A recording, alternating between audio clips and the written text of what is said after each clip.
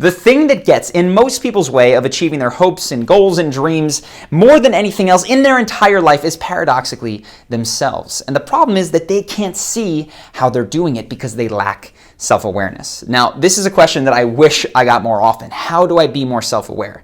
Because without self-awareness, you can't see your own failures, your shortcomings, and you have no way to catch your own blind spots, which means that in certain areas of your life, you're going to run in circles, giving rationalizations and excuses for why you're stuck and missing the real point, which is why in this video, I want to give you some mindsets and exercises to increase your level of self-awareness and get out of your own way. The first mindset that is absolutely essential is to recognize that in your life, the person who is most likely to lie to you beyond anyone else is yourself.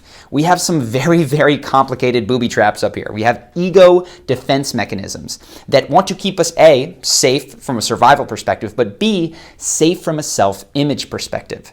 So if we get evidence, if we behave in a way that doesn't suit our self-image and we don't like the story that it creates about us, we tend to discount that evidence. So for instance, if you're in a relationship, as I was at one point, that isn't working out, but you're afraid to end it, you are unlikely to admit to yourself that you're a person who acts based on fear. What you will instead do is discount all the reasons that the relationship might not work and create rationalizations for why those don't matter for you. This is why your friends can often see flaws in the way that you behave and vice versa much more easily than you can see them yourself. So step one, recognize that in all sorts of emotionally charged areas of your life, you're likely lying to yourself.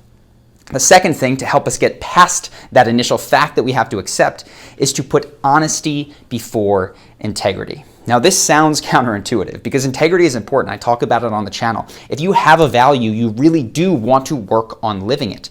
The problem is that there's a couple of emotionally charged areas in your life right now and in my life that we are incapable right now of emotionally breaking through. And what that does is because we have these ego defense mechanisms, for instance, that won't let us leave this job or leave this relationship or give ourselves the real reason why we're not approaching the person that we would really like to start a relationship with, whatever it is, rather than be integrous with that and do the hard thing, because we're incapable of that, our brains save us. And they come out and they say, no, no, no, no. All that evidence as to why I'm not approaching that person is bogus. The real issue is this thing. And we block ourselves from ever being able to be honest in the first place because we feel so much pressure to immediately act with integrity. The way to deal with this, weirdly enough, is to give yourself permission to live in paradox, to admit that you really should do something and then go, you know what? But I'm not going to. And for me, for instance, this was something that was true. I felt morally obligated for probably years to stop eating meat. And I went for years without doing that. And it took me up until last year when I actually stopped eating red meat and poultry and all that kind of stuff. I still eat fish. Not the point of the video. The point is that I had to live in paradox for a long time before I was able emotionally of making that leap to doing what I felt was morally right for me. And the same is going to be true of you. So give yourself permission to be first honest and to live for a period of time without putting that into action.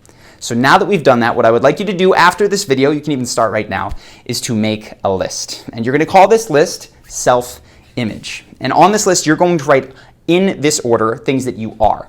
I am a good friend. I am a good son. I am smart. I am shy. I am nervous in groups. Whatever it is, go ahead and write out all the things that you are. If you do that for 5 minutes, you have a pretty good image of what your conscious self-image of yourself is, which is great. Then what I want you to do is even more important. Because after you've written out everything that you are, I want you to create another list, and I want you to describe yourself without using any form of the verb to be. So that means you can't say, I am a good friend. You would have to say, instead, I call my friends 3 times a week and they regularly return my calls. Instead of saying that you're a good son, you could say, I bought my mom this amazing present for her birthday last week. Whatever it is, you have to use actions and the responses of people to describe who you are.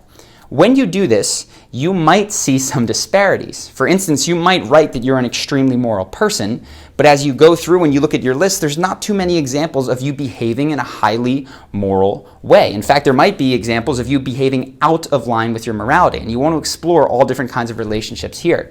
The point is, on the one hand, when we describe what we are, we tap heavily into our own identity, the way we would like to see ourselves.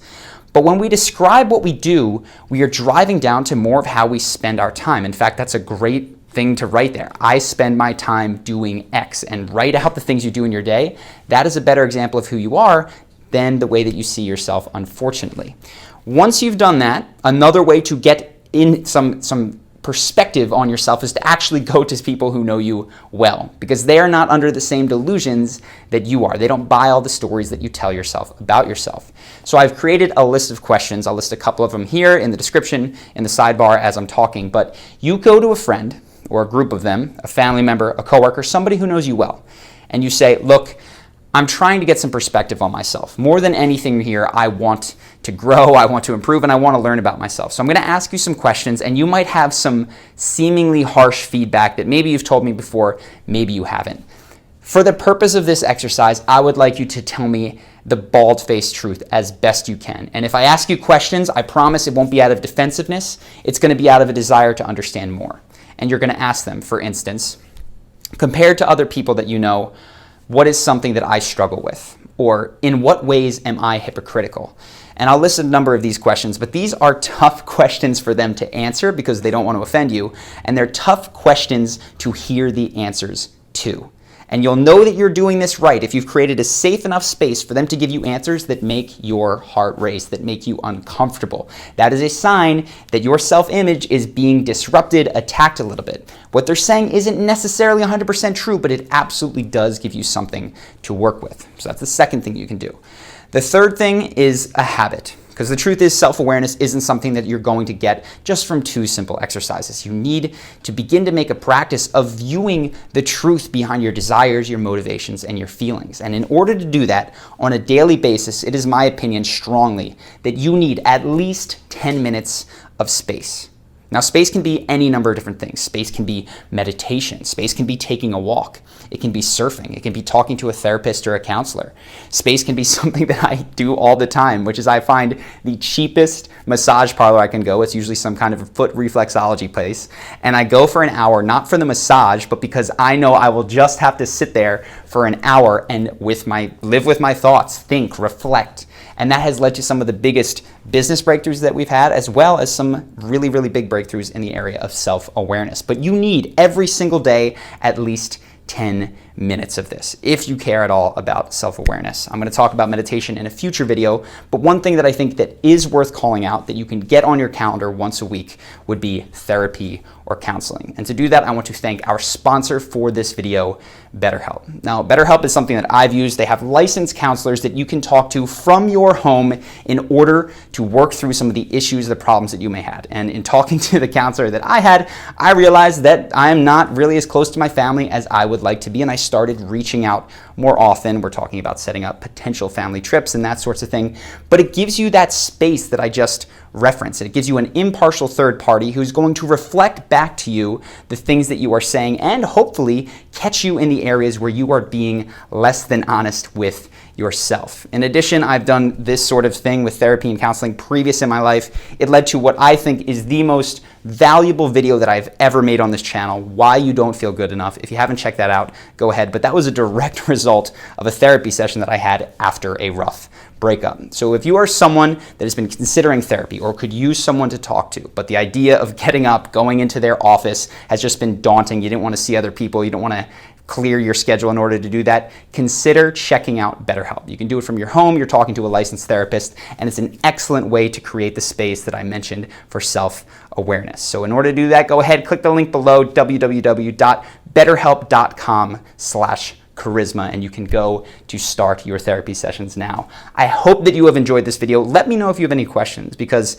self-awareness is something that I have been increasingly interested in. I've been blown away by the ways in which I lack it, the ways in which I have the capacity for self-deception, and it is still something that I am personally working to better. So if there's any sort of conversation you want to start in the comments, I'll be keeping a special eye on this video.